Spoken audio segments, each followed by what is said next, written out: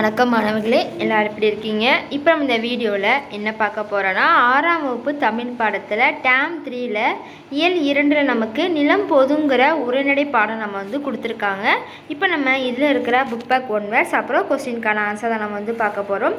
நம்ம ஏற்கனவே இயல் 1 ஃபுல்லாக போட்டோம், இயல் 2லையும் கவிதைக்கு ஆன்சர் போட்டிருக்கோம். அது நம்ம சேனலில் ப்ளேலிஸ்ட்டில் இருக்கும் போய் பார்த்துக்கோங்க, நம்ம சேனலில் சப்ஸ்கிரைப் பண்ணிக்கோங்க. இப்போ நம்ம ஆன்சர் பார்க்கலாம். ஃபஸ்ட்டு பாருங்கள், சரியான விடையை தேர்ந்தெடுத்து எழுத கொடுத்துருக்காங்க. அதில் ஃபஸ்ட்டு, செவ்விந்தியர்கள் நிலத்தை டேஸ் மதிக்கின்றனர். ஆன்சர் தாயாக, ஆ ஆப்ஷன் இருக்கு, அதை குறிச்சிக்கோங்க. அடுத்து இரண்டாவது, இன்னோசை என்னும் சொல்லை பிரித்து எழுத கிடைப்பது. ஆன்சர் இனிமை கூட்டல் ஓசை, இ ஆப்ஷன்.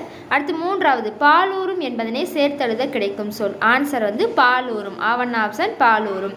அடுத்து நமக்கு தொடரில் அமைத்தெழுத கொடுத்துருக்காங்க. தொடர் அமைத்தல் கொடுத்துருக்காங்க. அதில் வேடிக்கை, வேடிக்கைக்கு கூத்துக்கலை காட்சிகள் வேடிக்கையாக இருக்கும். அடுத்து உடன் பிறந்தாருக்கு எனக்கு உடன் பிறந்தவர் எவரும் இல்லை. நீங்கள் இந்த தொடர் தான் எழுதணும் கிடையாது, அந்த சொல் வரமா நீங்கள் வேறு தொடர் கூட எழுதிக்கலாம், உங்கள் சாய்ஸ் தான். நெக்ஸ்ட் நமக்கு குருவினா கொடுத்துருக்காங்க. ஃபஸ்ட்டு 3 குருவினா கொடுத்துருக்காங்க. ஃபஸ்ட்டு குருவினாவும் செகண்ட் குருவினாவும் 26ஆம் பக்கம் இருக்குது, மூன்றாவது குருவினா 28ஆம் பக்கம் இருக்குது. இப்போ நம்ம ஒவ்வொன்றுக்கா ஆன்சர் பார்க்கலாம். 26ஆம் பக்கம் எடுத்துக்கோங்க.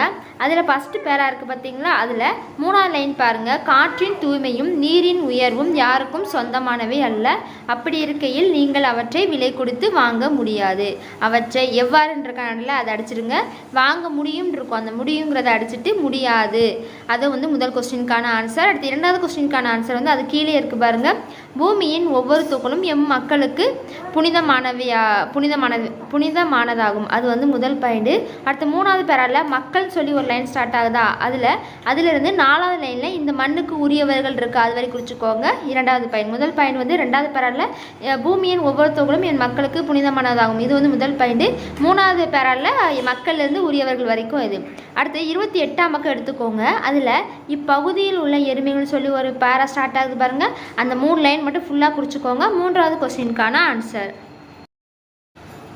அடுத்து பாருங்க, நமக்கு சிறுவினா கொடுத்துருக்காங்க. ரெண்டு சிறுவினாக்கள் கொடுத்துருக்காங்க. முதல் சிறுவினா நமக்கு 27ஆவது பக்கம் இருக்குது, இரண்டாவது சிறுவினா நமக்கு 26ஆவது பக்கம் இருக்குது. இப்போ நம்ம ரெண்டுக்கு ஆன்சர் பார்க்கலாம். முதல்ல 27ஆம் பக்கம் எடுத்துக்கோங்க. அதில் ஏரிகளில் பிரதிபலிக்கும் சொல்லி ஒரு பேரா ஸ்டார்ட் ஆகுதா, 27ஆம் பக்கம். அதுலேருந்து குறிச்சிக்கோங்க. அதுலேருந்து 6ஆவது லைன் பாருங்கள். எமது மூதாதையரின் குருதியாகும் சொல்லி ஒரு இருக்கும் பாருங்க, அது வரை குறிச்சிக்கோங்க. முதல் சிறுவினாக்கான ஆன்சர். அடுத்து இரண்டாவது சிறுவினா பார்த்தீங்கன்னா நமக்கு 26ஆம் பக்கம் இருக்குது. 26ஆம் பக்கம் பாருங்கள், லாஸ்ட் பேரா மக்கள் சொல்லியிருக்கா, மக்கள் இந்த பூமியை எப்பொழுதும் மறப்பதில்லை இருக்கா, அதுலேருந்து குறிச்சிக்கோங்க. அதுலேருந்து கீழே லாஸ்ட்டாக எல்லாமும் ஒரே குடும்பம், அது வரை குறிச்சிக்கோங்க. சிறுவினா இரண்டாவது கொஸ்டினுக்கான ஆன்சர்.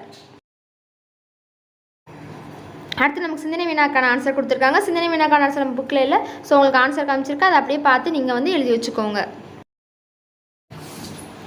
இதுதான் சிந்தனை வினாக்கான ஆன்சர். இதை அப்படியே என்ன செஞ்சுக்கோங்க, பார்த்து உங்கள் நோட்டில் எழுதி வச்சுக்கோங்க, இல்லாட்டி உங்கள் புக்கில் இடம் வச்சு எழுதிக்கோங்க. அவ்வளோதான். இப்போ நம்ம இந்த பாடத்துக்கான ஆன்சர் ஃபுல்லாக பார்த்துட்டோம். தேங்க்யூ.